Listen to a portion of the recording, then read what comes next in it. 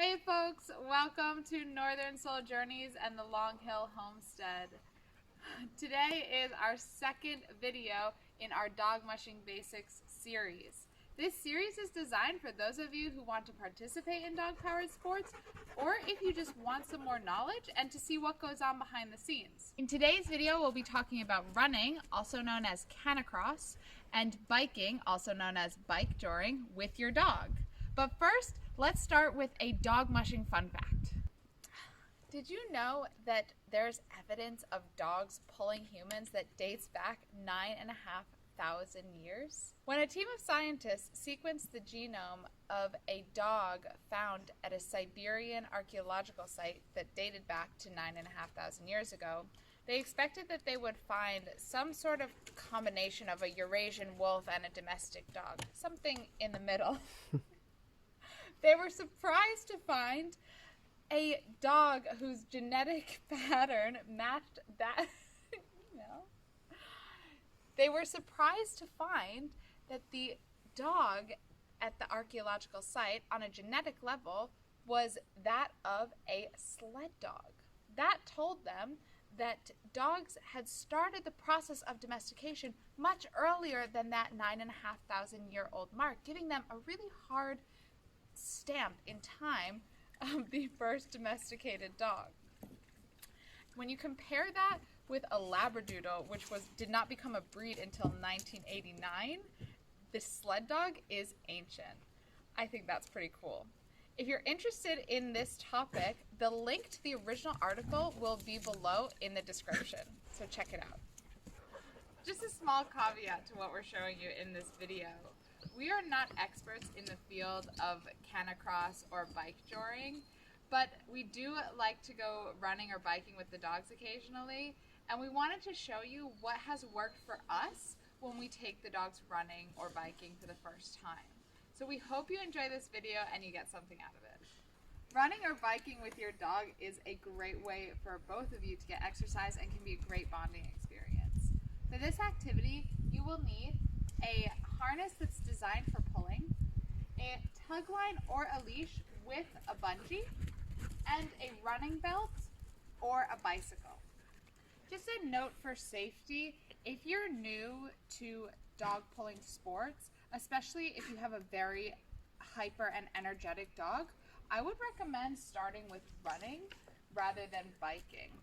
With running, you have more control over the dog and you have one less piece of equipment, the bike, to worry about. So it's a great place to start. So I love watching dog training videos like teach your dog how to sit, stay, do a backflip. But something that always bothers me in these videos is that they're using dogs that are already very well trained, which of course makes sense, but they never mention it. So here I am mentioning it.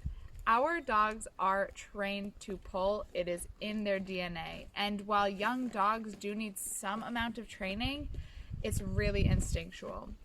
So in this video, we don't have a dog who doesn't know what they're doing, but we're going to do our best to demonstrate the problems you might run into if your dog is unsure of what to do. So let's start with running, also known as Canicross. Today, Banjo is going to be my model for running. Hello, sir. What you want to do first is harness your dog and then put your running belt on. If you're not ready to shell out the money for an expensive running belt, they do make inexpensive hands-free leashes that are a great alternative if you just want to dip your toe into the water of Canicross.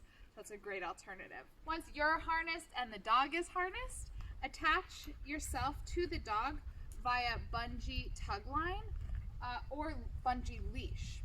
The bungee acts as a shock absorber, which is really nice, keeping yourself and the dog comfortable so you're not getting a heavy jerk as you're running.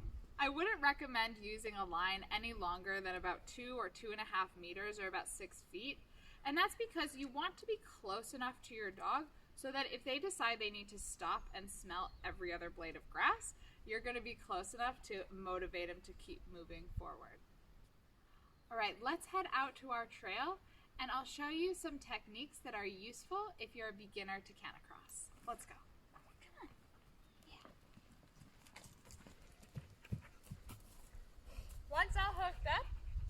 running. You never know, your dog could be a natural at it.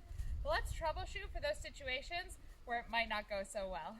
Your dog might be confused as to what you're actually asking them to do.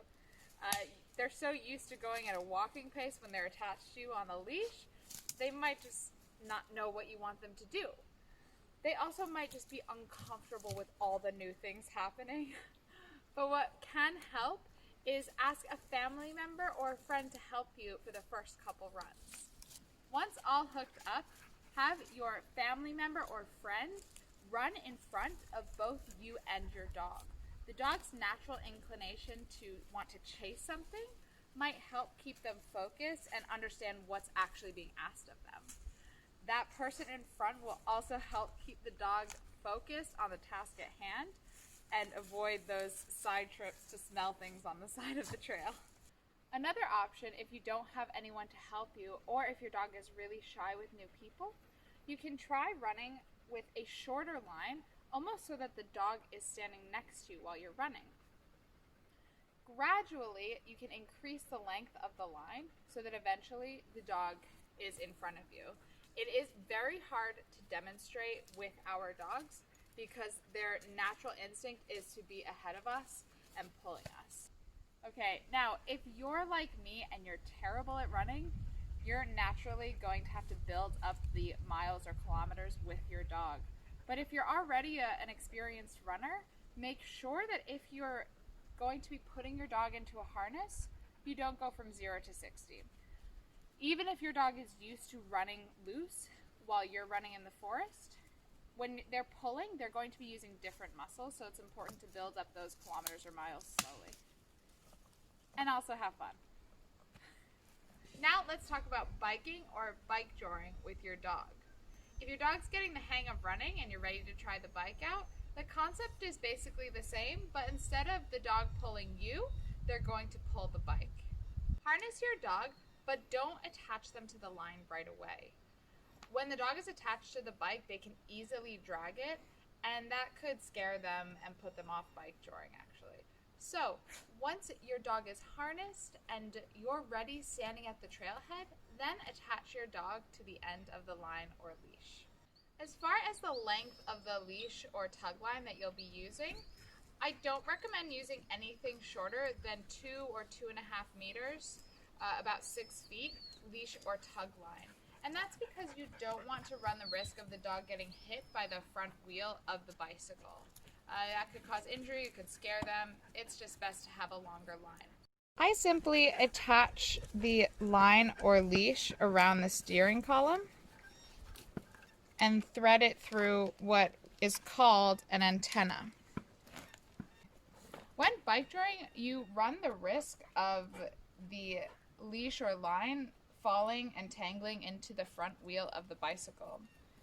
It's common to use what's called an antenna, which basically just holds the leash or line up above the front wheel. You can buy them or make them, but if you're not ready to invest the time or the money into doing this, you definitely can do without, but just be really careful. I have run on the bike without the antenna before, but I feel much more comfortable having it. I made ours just by lashing a piece of flexible plumbing pipe to the handlebar of our bicycle, and then at the end attached a small rope to hold it up. If your dog is used to running but not super cool with the bike itself, you might want to get the dog used to the bike. You can do this by just going for a walk on the leash the normal way and hold the bike in one hand and the dog in the other so that they can get used to the presence of the bike itself. Once they're ready to start actually pulling, you can try the techniques that we discussed earlier with running by having a friend or a family member run, or better yet, bike in front of you and your dog. Alternatively, you can have someone stand about 50 meters at the end of the trail and call the dog towards them to get them really excited about running. That's a really great thing to try. Whenever you're training something new or teaching something new to your dog, make sure you give them time. Don't ever expect a miraculous outcome the first time you do it. Keep this session short, keep them fun, and try and end them on a positive note. Those kinds of impressions will really last in your dog. All right, folks, that's it for this video. We really hope you enjoyed learning about running and biking with your dog. And let us know what you think in the comments below, and we'll see you soon. Bye.